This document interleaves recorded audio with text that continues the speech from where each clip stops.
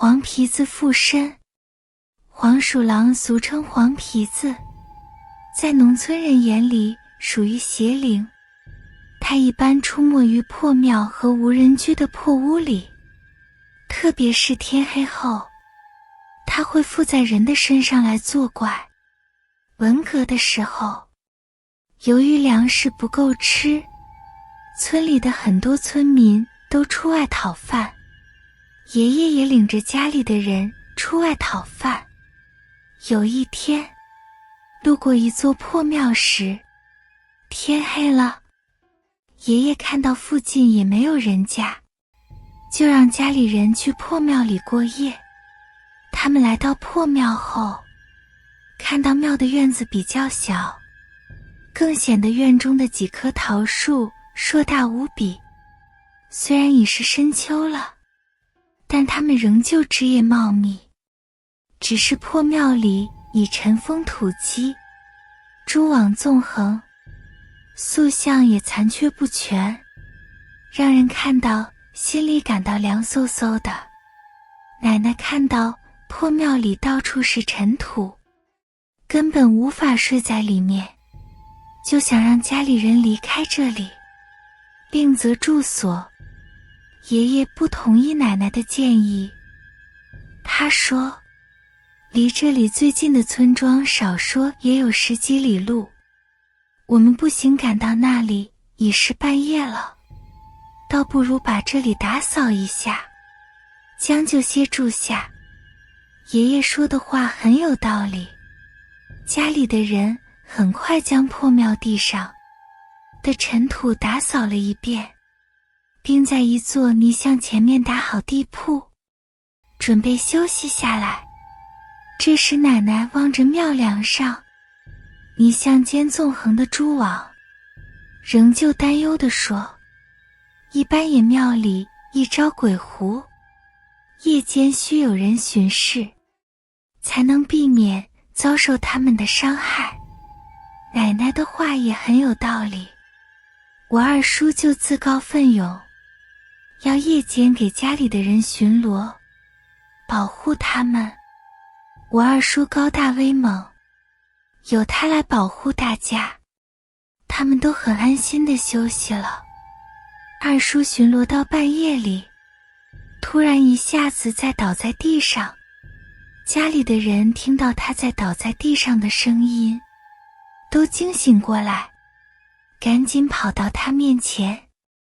这时奶奶掐二叔的人中，二婶揉二叔的胸口，过了好一会儿，二叔才醒过来。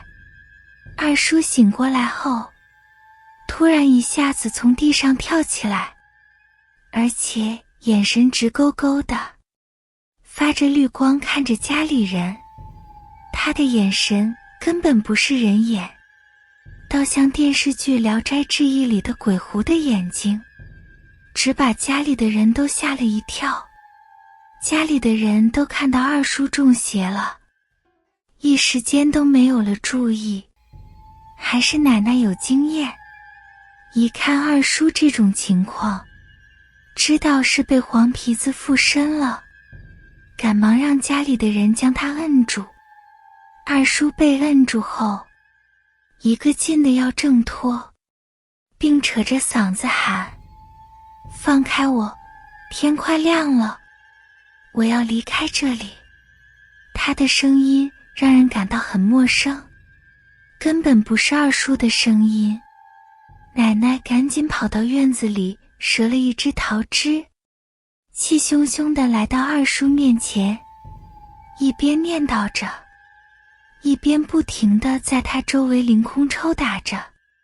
你这个老狐狸，今个我要抽死你，看你还敢不敢出来害人。二叔看到奶奶不停地在他周围抽打，似乎感到很害怕，也不敢挣扎了，直向奶奶哀求道，大妈，求求你饶了我吧，天快亮了，我得快离开这里。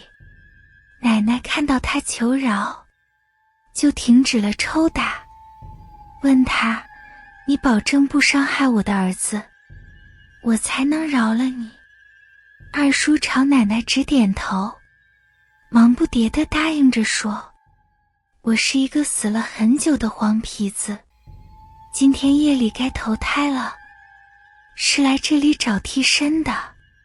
只要大妈能饶我，我绝不会伤害你儿子。奶奶见他答应下来，不伤害二叔，就让家里的人都松开二叔。二叔被松开后，一下子就瘫坐在地上，脸色苍白四指，好像大病了一场。